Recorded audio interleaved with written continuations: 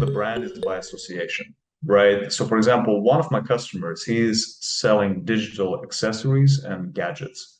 And he owns a store. And what he did to build his brand, because he wanted his brand to be known as expensive but high-end and good quality products. So what he did in his store, he took the Apple products that he was selling and he put them right next to his brand. So this way, his brand was associated with a higher end product.